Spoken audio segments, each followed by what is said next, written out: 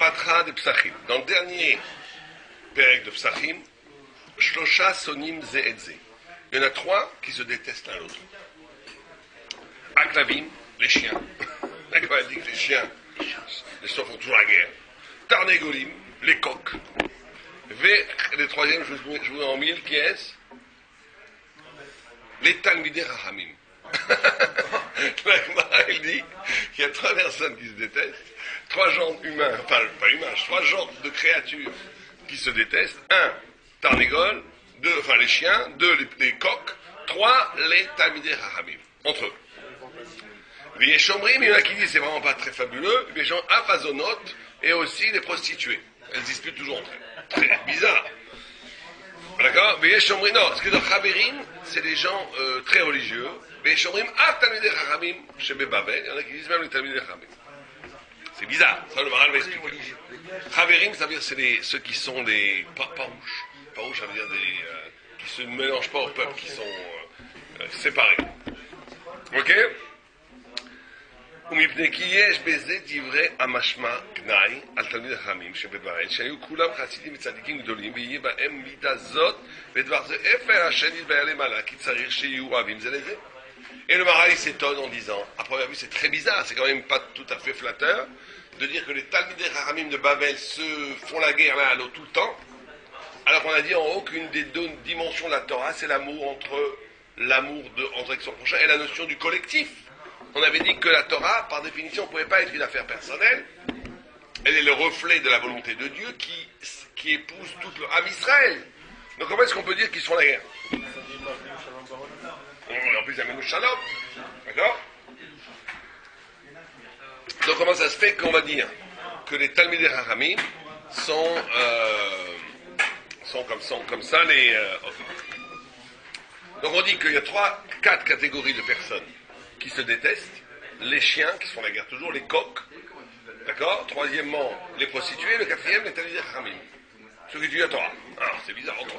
Ils se font la guerre comme des coqs, et c'est très bizarre, parce qu'on dit prostituées, chiens, coqs, ça rend pas classe. Bon, qu'est-ce qui se passe? C'est bizarre de mêler les Talmidei Chachamim. C'est ça, de mêler les Talmidei Chachamim, des coqs, des chiens, des prostituées, c'est quand même incroyable. Bon, en tout cas, la Torah n'a peur de rien, la Torah dit toujours la Hémet. La Torah, elle prend jamais de gants, elle dit la Hémet. Il y a quelque chose dans le rapport à la Torah qui rend qui aiguise peut-être pas l'ego, mais la personnalité tellement forte que deux personnalités très fortes l'un à côté de l'autre, ça avait des problèmes peut-être. Moi je vous dis un flat bidon là, ce qui me vient à la tête tout de suite, on sait rien ce qu'il va dire. Mais la Torah ne va pas se mettre à se dire tout le monde tout est bien, tout est beau. Elle te dit la vérité des choses et après tu travailles. D'accord? Veyesh lecha ladat, ki elu advarim shezachu deinu aklavim. Il te dit, ce qu'on a parlé, les klavim, les chiens. Les pritim, shlosha em mechulakim min she'er nimsaim, ve'laim chibur al she'er nimsaim, lecher em mechulakim gam ken be'atzmam. Il dit, incroyable ce qu'il dit, il dit que ces trois choses qu'on a dit, le chien, la prostituée et le coq, sont des créatures qui vivent la vie en séparation. Un chien est mechulak, il est séparé des autres créatures, il est différent. Il vit une différence. Un chien, c'est pas comme un chat, c'est pas comme une souris, c'est pas comme... Un chien, dans le règne animal, il est spécial. Le coq aussi, dans le règne, il est spécial. Pourtant, les chiens, on les voit souvent en meute. Non, c'est très rare, très rare. Très rare. Ça, vous avez des dessins animés dans les saints dalmatiens. Deux chiens qui se rencontrent. Ça, c'est dans les saints dalmatiens. Moi, j'ai jamais vu des chiens au sang, très rarement. Deux maximum. Les chiens errants, les chiens de traîneau, Très peu. Voilà, ils sont... Oui, mais ça, ils sont domestiqués, l'homme. Quand il y a l'homme au-dessus. Les loups, ils sont ensemble. Les loups sont ensemble. Mais il y a des modes de chiens, il y en a très peu. C'est les modes de loups, les ours. Mais les chiens sont solitaires. Mais quand il dit qu'ils sont séparés, c'est pas simplement qu'ils sont solitaires, c'est aussi qu'ils sont spéciaux. Ils ont une spécialité. Ils sont séparés du règne animal, ils ont quelque chose de spécial. On comprend déjà ce que veut dire le Maral. Le Talmid Chacham, il est lui aussi séparé d'un certain règne, d'un certain logique. Bon. Donc il dit, comme ils sont séparés du reste du règne animal, ils sont séparés entre eux aussi. C'est-à-dire que le chien vit dans sa vie de chien une exception. Comme il vit dans l'exception, il ne peut pas vivre dans une paix relative avec ses co-religionnaires. Il est obligé d'avoir une séparation. C'est pareil pour le coq Et c'est pareil pour les prostituées, et c'est pareil pour le Talmud Chacham. Ça, on va essayer de comprendre pourquoi. lesquels הם מחולקים זה בעצמם כי הם רחוקים מן העולם הזה אשר העולם כולו הוא אחד. Et dit le chien est loin de ce monde-ci parce que le monde est un, de l'unité du monde. Il est loin de l'unité du monde. Le chien, le coq, la prostituée est loin de l'unité du monde, de l'harmonie du monde. Ils vivent une vie désharmonieuse. מפני שהם רחוקים מן העולם שהוא אחד ולכן אין אחדות בכלבים. C'est extraordinaire ce qu'il dit. Le chien est loin de l'unité du monde. Il vit en lui, on va dire. Il vit dans sa tête. Et donc il ne peut pas vivre avec les autres. והם שונאים זה את זה, ils se détestent les autres. והתרנגול דבר זה גם כן חוכמה מאוד, כי התרנגול נקרא גבר הגבר הוא האיש. Et on dit le tarnégol a une intelligence certaine, puisqu'il reconnaît la nuit, il fait la différence entre la nuit et le jour. Donc il a une préscience, donc il est séparé de la nature. La nature, l'essence de la nature, c'est qu'elle n'a pas conscience d'elle-même. Qui a conscience de lui-même, c'est l'homme. C'est pour ça qu'il s'appelle Gever. C'est comme on appelle un coq en hébreu. Gaver ou Gever, c'est comme on prononce. Un hôtel est servé bina. Comment on dit? Non, on dit pour la bracha du matin. Un hôtel, il s'appelle. Ma? Avec ça des Gaver. C'est-à-dire il y a une notion de donner. C'est la seule animal qui a la conscience d'un changement de la nature, qui ne subit pas la nature, qui a une sorte de pression de la nature. Certains animaux ont ça. Vous savez que les baleines, il paraît qu'elles se suicident avant les tremblements de terre. Enfin, c'est incroyable ça. Avant les tremblements de terre, les baleines se suicident. C'est comme si elles sentaient. C'est pas encore 100% sûr, mais on a remarqué. Comment elles se suicident quelques semaines avant. Elles se jettent en centaines sur les plages. Mais la semaine dernière, c'est incroyable, parce que je viens de faire le rapprochement. En Nouvelle-Zélande, elles ont dû le faire, c'est sûr. Elles se sont échouées sur les plages, elles se sont laissées mourir sur les plages. Avant le tremblement de terre. Avant le tremblement de terre, il y a eu un tremblement de terre 2 jours après. Et il y a 6 mois, il y a eu la même chose. C'est incroyable, je viens de faire pourquoi elles se suicident? Parce qu'elles étaient dans l'eau, elles auraient une chance de survivre. Elles ne peuvent pas supporter. Alors on ne sait pas pourquoi. Ou bien parce qu'elles ont peur du tremblement de terre, ou bien parce qu'il y a des prémices du tremblement de terre qui font que ça mébalbelle leur champ magnétique pour savoir se diriger. Mais c'est pas sûr, on ne sait pas.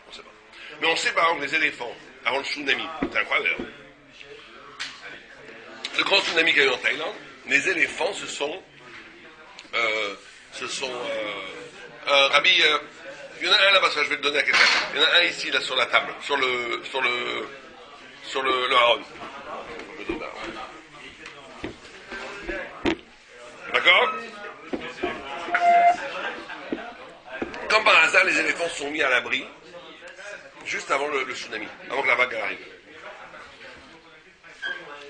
Aucun oiseau n'est mort par le tsunami. Les oiseaux, a priori, ils peuvent s'envoler.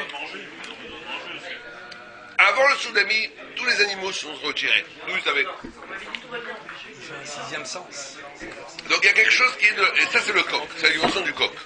Le coq annonce un jour avant de voir avant de voir le jour. D'accord?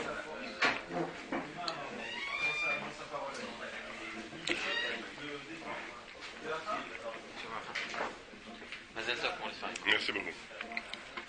Quelle expression il emploie pour séparer séparer de son espèce à lui? Merhoulak. Non, il dit le contraire. Il dit les Merhoulak, il dit. Il est séparé du monde, et comme il est séparé du monde, il est séparé dans sa propre espèce.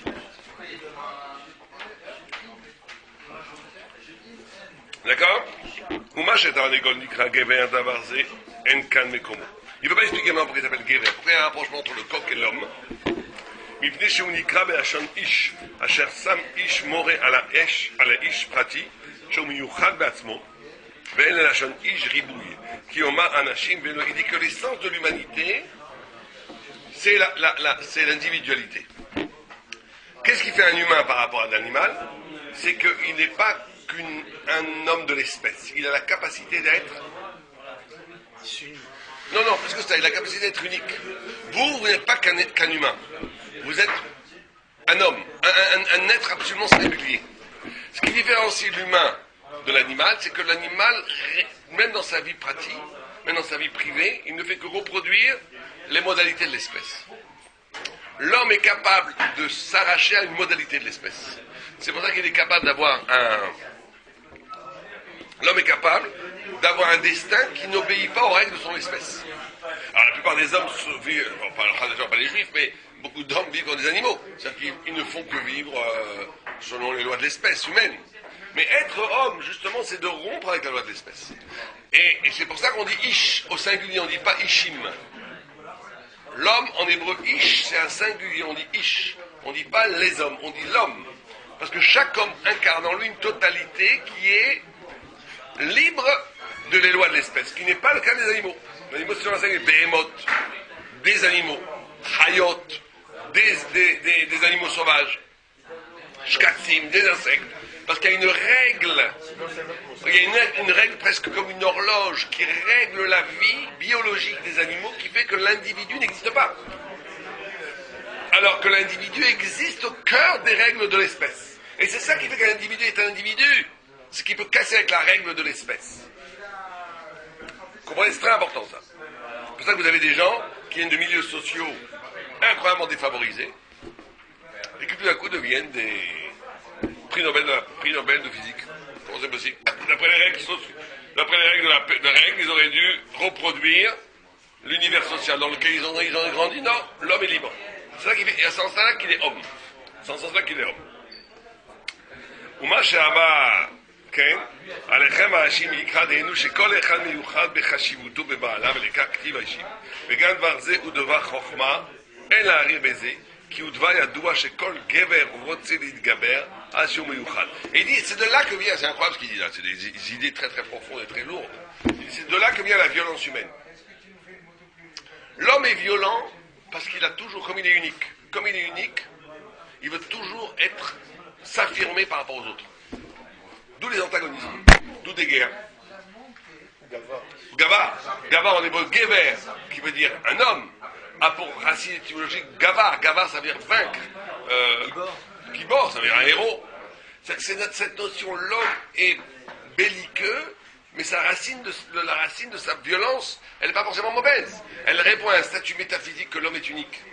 Comme l'homme ne veut pas être écrasé sous la représentation, la reproduction de l'espèce. Il veut se rendre unique, il veut s'arracher. Et la façon la plus évidente de devenir unique, c'est quoi? C'est de dominer l'autre. Ça, c'est là où il se trompe. Le tzaddik va être unique en aidant l'autre, en se retirant, en acceptant justement de ne pas tomber dans le piège d'une affirmation évidente. Vous comprenez?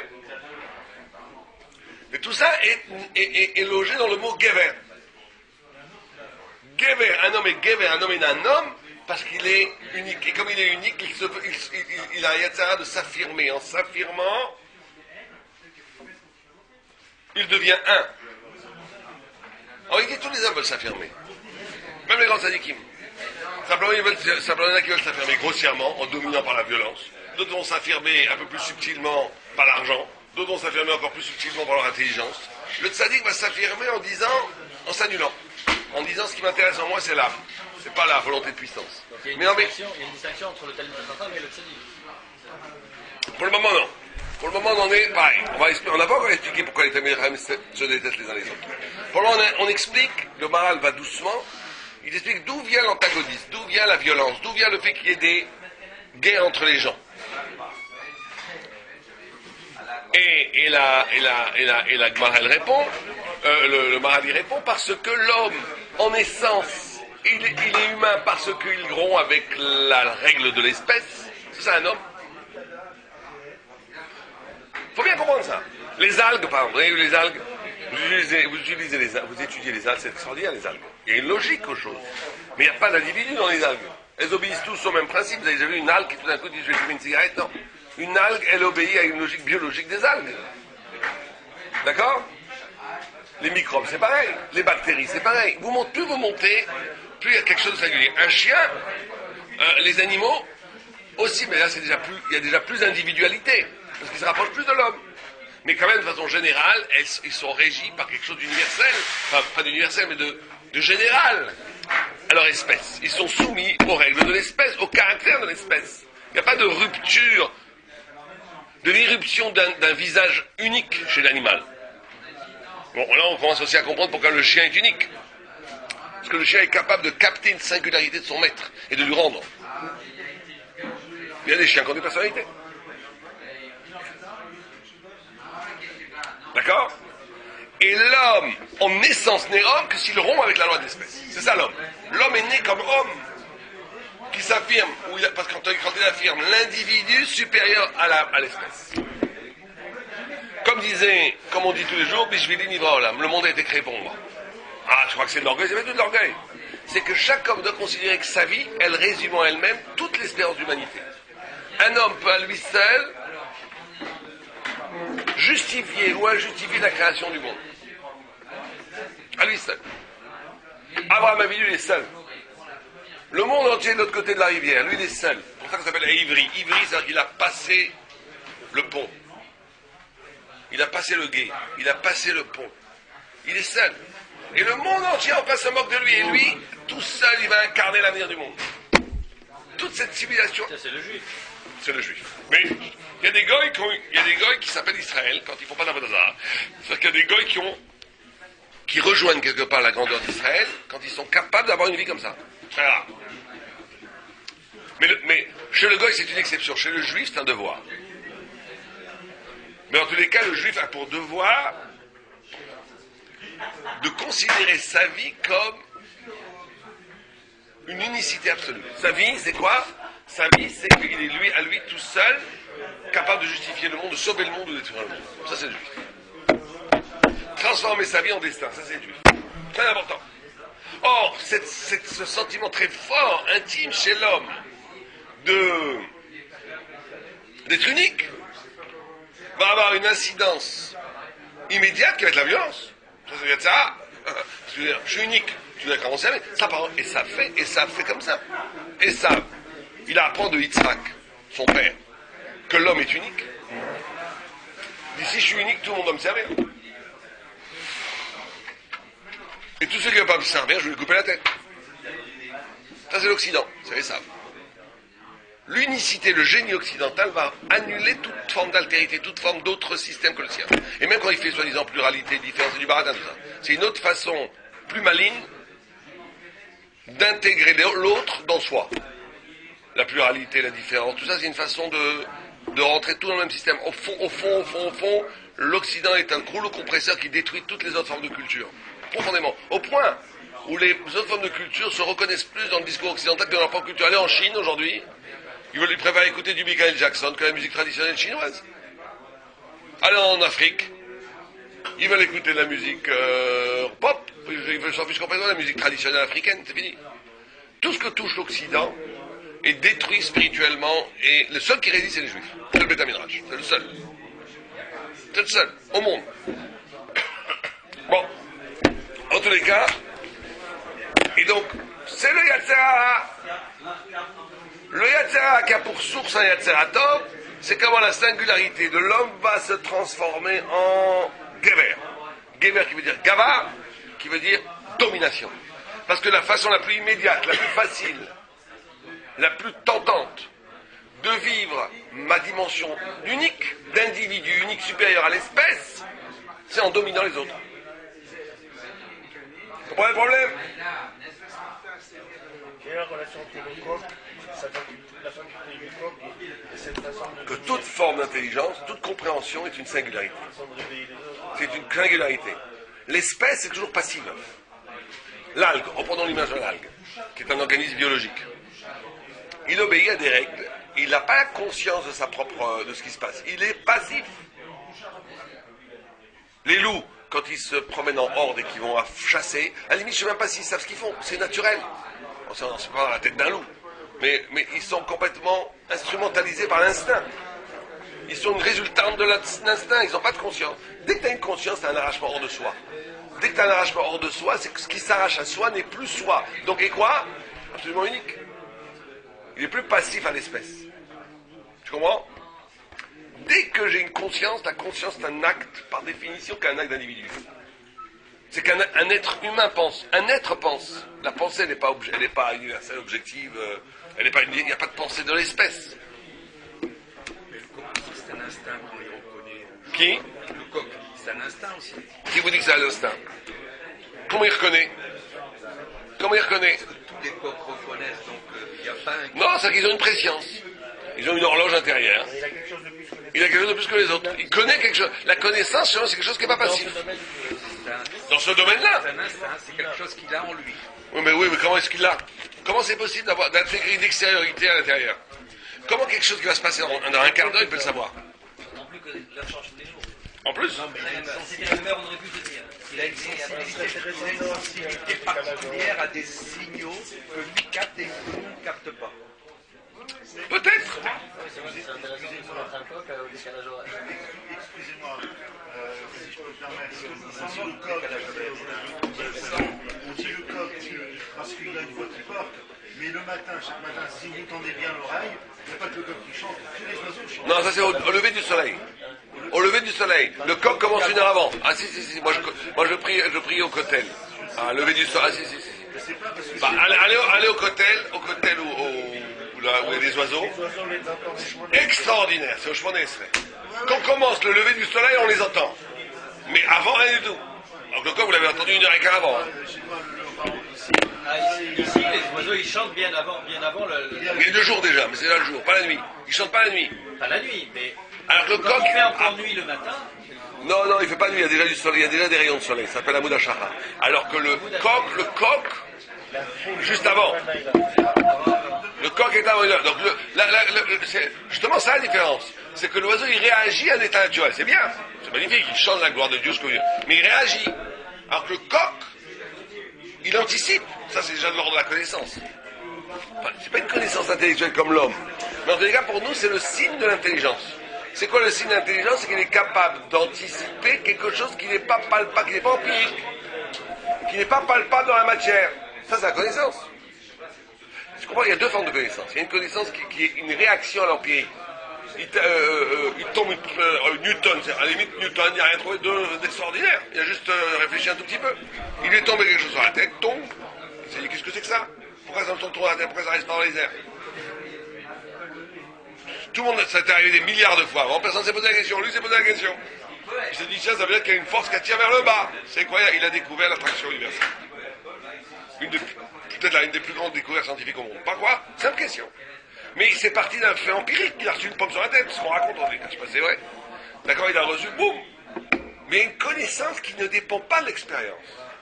Qui est une pure préscience, une pure intelligence de la vérité en soi. Qu'on appelle intuitive. Et c'est pas l'intuition. C'est que c'est parce que tu te relis à l'âme qui est liée à un système de vérité éternelle infiniment plus fort que ce que révèle la matière. Vous voyez? Les scientifiques considèrent toute intelligence prisonnière à la matière. Donc l'intelligence c'est quoi? C'est simplement de découvrir ce qu'il y a dans la matière. Le moral de Prague se moque d'eux. C'est comme des enfants qui ouvrent une boîte, qui voient 3 boîtes dedans, 3 boules dedans. Découvrir ce qui existe, c'est pas une forme d'intelligence extraordinaire, c'est déjà pas mal.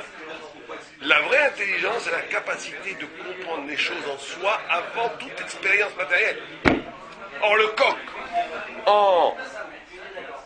en faisant le cri du coq avant que les moindres rayons de soleil apparaissent dans le ciel, donne par là une expérience presque physique et naturelle de l'intelligence, la préscience qu'on appelle, qui ne dépend pas d'une réaction à la matière, qui est une pure connaissance. D'accord? Bon.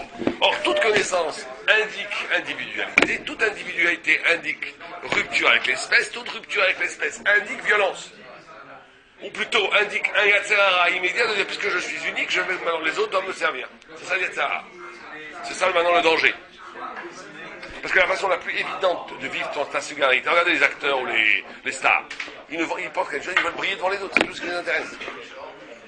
Qu'est-ce que pensent? Ils ne veulent que ça. Et tu leur et la moindre critique, ça les détruit, les pauvres. Pourquoi est-ce qu'ils ne vivent que par rapport à ça, à être unique, à être regardé comme unique? Tu dis à un acteur, ce que tu as fait c'est pas mal, mais c'est un peu banal. Tu le tues là. Ou tu lui dises, c'était nul. Tu t'es vraiment planté. Alors là, il préfère. Tu lui dis, ouais, c'était bien, c'était commun, tout le monde fait ce que tu fais. Oh là là, tu le tues. Il ne faut jamais leur dire des vérités. Tu le tues. Tu le tues. Tu lui dis, par contre, tu lui dis, tu sais que c'était extraordinaire, j'ai jamais vu quelqu'un faire ça. Alors là, il t'adore. Il faut lui montrer que c'est unique. Par rapport à Il n'y a pas des acteurs, hein, c'est tous les hommes. L'intelligence dont vous parliez, personne qui était fou, qui savait. Ouais. attirer sa définition d'intelligence de là, parce que la définition d'intelligence de Bergson, c'est la faculté de s'adapter à une situation présente. C'est une très belle définition d'intelligence. Mais regardez, moi je suis pas. Nous on dit exactement le contraire. Regardez ce que vous dites. Regardez ce que vous dites. La faculté de s'adapter à une. Ça veut dire que l'intelligence est réduite. Qu'est-ce qui est avant la matière? Ce qui est avant, c'est le cadre dans lequel vous existez. Donc l'intelligence est servile, elle est esclave d'une situation. Voilà. Alors nous, c'est pas ça. Nous, la faculté de l'intelligence, c'est quoi? C'est justement la capacité de révéler quelque chose qui n'est pas livré dans la matière. C'est une préscience. Une préscience, ou plutôt le pourquoi profond des choses. Arriver au pourquoi profond des choses, pas du comment. En gros, il y a des gens qui s'occupent du comment, il y a une intelligence du comment, et une intelligence du pourquoi. La Torah est dans l'intelligence du pourquoi, bien plus fondamentale que le comment. Ils n'ont jamais que le... Mais il n'y a que Einstein qui a essayé un peu. Mais la plupart, ils savent faire... C'est pas leur domaine, ça, il ne faut pas non plus demander à un chat de dire un chien. Le scientifique, un scientifique honnête, s'il est vraiment honnête, il doit te dire, moi, je ne détiens pas la vérité universelle. Je suis là pour simplement mettre en équation, en mots, en forme cognitive logique, le réel. S'il dit ça, il n'y a aucun problème, c'est très bien la science. Mais dès que la science s'érige, comme aujourd'hui d'ailleurs, en religion, ça veut dire qu'elle se pose comme une science absolue qui bouche l'horizon, que tout le reste est du baratin. Alors, ça vient c'est de l'idolâtrie. Ça dépend lesquels. Les astrophysiciens, ils sont beaucoup plus ouverts parce qu'ils voient dans la matière. Vous savez que les astrophysiciens, si on regarde ce qu'ils disent aujourd'hui, ils sont plus religieux que nous. Ils parlent de matière virtuelle, des choses. Même moi, je leur dis, mais vous avez inventé des choses pareilles, quoi. Une matière virtuelle qui va enfanter de la vraie matière. Attends, autant parler de Dieu, d'un point de vue logique. Je te parle pas de religion, moi je te parle un peu de vue logique. Ils en arrivent tellement à quelque chose où ça ne peut plus être expliqué sans Dieu, qu'ils inventent maintenant des histoires de matière virtuelle, qui va enfanter de la vraie matière. Arrêtez. C'est une matière virtuelle, ça ne veut rien dire. C'est une matière virtuelle qui n'existe pas, mais qui est virtuelle, qui va créer ex nihilo de la vraie matière. Donc là... Ex nihilo, ça n'existe pas, ça. Comme ils ne peuvent pas dire ex nihilo, qu'est-ce qu'ils disent? Ils montrent qu'ils arrivent à une conclusion scientifique que la matière a une origine. Que la matière ne peut pas être éternelle. Physiquement, aujourd'hui, c'est démontré que la matière a une histoire, une naissance et probablement une mort. Dès que tu dis naissance, alors qu'il a créé, il y a deux solutions. Tu dis Dieu, mais si tu dis Dieu, tu n'es plus un scientifique. Et comment tu dis pour ne pas dire Dieu? Matière virtuelle. Je trouve ça génial. La matière virtuelle qui va emporter de la matière réelle. Ça, j'ai trouvé ça très fort. C'est vraiment un discours religieux, il faut bien savoir ça. Bon, c'est pas très politique de le dire. Mais personne ne le dit parce que les gens ont peur. Moi, j'étais une fois dans un colloque avec des scientifiques. Il ne faut pas avoir peur. Il y avait un religieux barbu, plus barbu que moi, qui commençait à dire en public qu'il avait peur d'être mal vu. Je ne suis pas créationniste, attention, parce que créationniste c'est très mal vu dans le monde scientifique. Ces gens, t'es un barbare. Mais je lui dis, mais monsieur, vous avez une kippa sur la tête, vous croyez que j'ai créé le monde? Non. Alors, vous êtes, oui, créationniste, arrêtez de jouer avec les mots. Ah oui, mais quand même, faut pas jouer avec les mots, faut pas avoir peur, on est créationniste. Oui, on est créationniste. Aujourd'hui, ils ont réussi à créer un discours totalitaire scientifique que dès que tu dis pas les bons mots au beau endroit, t'es un bébête. Aujourd'hui, tu dis le nom de Dieu, on se moque de toi. Regarde dans les journaux. C'est horrible. On a créé une langue dictatoriale qui dit ce qu'il faut penser, ce qu'il ne faut pas penser. Dès que tu dis pas... En réalité, c'est le Satan. C'est la langue de Esav qui est en train d'imposer, de coloniser les esprits et d'imposer ce qu'il faut dire et ce qu'il ne faut pas dire. Et nous, on les subit comme des idiots. Et on répète la même chose. Tu dis aux gens, je suis créationniste, ils te prennent pour un fou. Alors que toute l'astrophysique qui parle, qui essaie de démontrer l'origine de l'univers, arrive à une façon logique à la création du monde. Mais comme ils ne peuvent pas l'avouer, il y aurait un livre à écrire sur ça, c'est incroyable. On n'a pas le temps de le faire, mais il faudrait vraiment faire une étude très poussée de toutes les théories scientifiques, à partir de la physique quantique, la physique Einstein, avec toutes les découvertes du mur de Planck, toutes ces choses-là. Et tu vois combien tout converge vers un moment A de la naissance de l'univers qui est la création de Dieu, et comment tout est fait pour occulter cette découverte de dire on ne dit pas Dieu, on dit d'autres mots. Ça serait un livre qui a succès, tu ferais 1 million d'exemplaires. Juste expliquerais ça. Tu expliques comment la science, ne pouvant avouer qu'elle t'aime. Ouais, non, mais il y en a un qui a écrit comme ça. C'est bon, à part ça, mais Ah ben voilà, ça, j'ai commencé à... Enfin, ça m'a frappé ce titre. Ouais. C'est deux scientifiques, Igor et Glushkabot. Non, mais Igor, les trucs là Ouais. Oh, c'est des fous. c'est pas des vrais scientifiques. C'est des fous. Non mais attendez, il y a des trucs quand même qui disent qu'ils sont... C'est des fous furieux. C'est des scientifiques qui ont... Dans leur récit du Big Bang, soi-disant Big Bang, j'ai cru entendre le récit de Bereshit. Mais ils n'ont jamais lu des rachis sur Bereshit ni quoi que ce soit. Mais par rapport à leur regard scientifique... Qu'est-ce qu'ils t'ont dit que le monde a été... Quand même, on a un commencement, ça tout le monde le dit depuis très longtemps. Non mais il faut l'écouter, il faut l'entendre. Bon, non mais il faut faire attention aussi avec eux, ils sont trop dans les médias. Étant donné qu'ils sont tellement médiatiques, ce qui commande à leur écriture elle-même, c'est la reconnaissance médiatique. Donc ça fausse complètement la rectitude du discours. De dire le doigt de Dieu dans la création. Bon, on est d'accord, non On est d'accord, c'est bien. Mais ça va plutôt à l'encontre de leur vocation. Bon, ça c'est bien. Mais c'est vrai qu'ils ont été démontés par le milieu scientifique complètement, ça. Et nous-mêmes, peut-être qu'on répète en les critiquant, parce qu'on a entendu ça, il faudrait voir. Vous avez raison, ça illustre complètement trois mots. Ils ont été démontés, eux. Ils ont été complètement... Bon, c'est vrai que c'est pas des scientifiques de haute volée non plus. C'est des gars qui ont fait une licence de maths, une licence de physique, bon. Ils font avec un délire. télévision déjà. Ouais, c'est ça, ouais. Bon. Non, mais il y en a un qui est Igor, c'est un philosophe. Bon. Je les connais. Ouais. Depuis C'est des juifs ou pas du tout? Non. Ils ont une branche. Ah ouais. Comme tous les gosses. Comme tous les... Ils ont tous une branche. Enfin, ils ont à lui. Et moi, ah oui, tu es juif, mais moi aussi, mon... Ils sont plutôt branchés, mais une branche. Non, mais bon, ça vient pas de la branche. Je sais pas. Ils sont tous en branche de juifs. Ils parlent avec un juif. C'est intellectuel. En général. Ok, fini, il reste 5 minutes. On y va. ולכן כתיב השם, וכן כל דבר שהוא דבר חוכמה, אלא, on a vu ça, אלא רבי זה כי הוא דבר ידוע שכל גבר רוצה להתגבר עד שהוא מיוחד. Comme on a expliqué, c'est très important. Tout homme, étant donné qu'il est unique, il veut dominer les autres, parce qu'il est unique. Et quand quelqu'un se laisse aller à cette drogue, de vivre son unicité tellement haute, ça devient terrible. Parce qu'après, il ne supporte plus, il ne supporte plus d'autres individus, il veut que tout le monde soit autour de lui. Et C'est pas parce qu'il croit qu'il a raison, il est persuadé d'avoir raison. Avant tout, c'est cette volonté de puissance, d'unicité. Je suis unique. Et de vivre en Yatzara, cette unicité, c'est la façon la plus évidente de la vie, c'est en écrasant les autres. Mais en echad shavelo. Et personne ne te vaut, puisque tu es unique. Vous êtes unique, vous avez quelque chose que vous n'avez qu'à vous. Si vous le traduisez maintenant par le Yatzara, vous allez dire personne ne me vaut, puisque je suis unique. Les cas, sonim zed, c'est pour ça qu'il arrive de la haine. C'est pour ça qu'il y a de la haine entre les chiens, parce que le chien vit un peu cette unicité, le coq aussi. והחברים אומרים נקראים חברים כמו שאמרו בפרק הבא על יבמתו ופרק 10 יוסף. אמרו מן הרשעים. ובני הרשעים הם רחוקים מן העולם שהוא אחד. Alors, pardon, excuse-moi, les חברים ici, c'est pas les très religieux, c'est les רשעים, c'est les rachats. D'accord? David? ראית שם? תסתכל. על הטבע.